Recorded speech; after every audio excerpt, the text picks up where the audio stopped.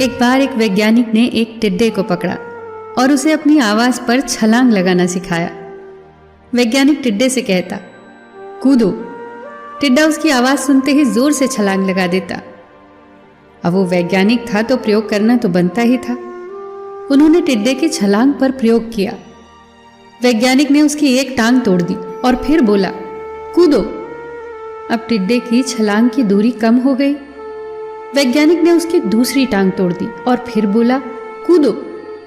टिड्डे की छलांग और कम हो गई। अब तोड़ी गई उसकी तीसरी टांग। छलांग की दूरी और कम हो गई। एक एक करके बेचारे टिड्डे की सारी टांगें तोड़ दी गई। अब आखिरी टांग टूटने पर जब उसे कहा गया कूदो, तो वो हिल भी नहीं पाया। अब वैज्ञानिक ने अपना निष्कर्ष अपनी डायरी में लिखा। जानते हो उसने क्या लिखा?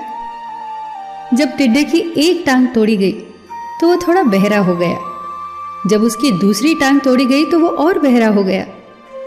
हर टांग टूटने के साथ वो और बहरा होता गया और सारी टांग टूटने के बाद वो बिल्कुल बहरा हो गया। जोर जोर से चिल्लाने का भी उस पर कोई असर नहीं हुआ। वो तो अपनी जगह से हिला तक नहीं। छलांग लगाना तो दूर की बात थी। इस कहानी को सुनकर सभी को ऐसा ही लग रहा है ना कि क्या मूर्ख वैज्ञानिक था।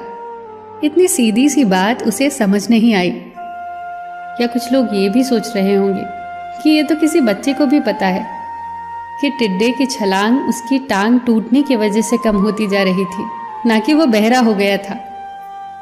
पर दोस्तों, हम सभी जीवन में कई बार ऐसे ही मूर्ख बन जाते हैं।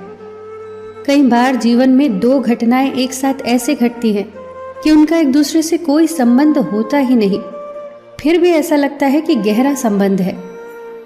कभी कभी दिखता कुछ और है, हमें समझ कुछ और आता है और वास्तव में होता कुछ और है। इसीलिए अगर पछताना नहीं है तो जीवन में जल्दबाजी में कोई निर्णय न ले। हमेशा समझबूझ का इस्तेमाल करें, सावधानी बरतें, नतीजे सोच विचार कर ही निकालें।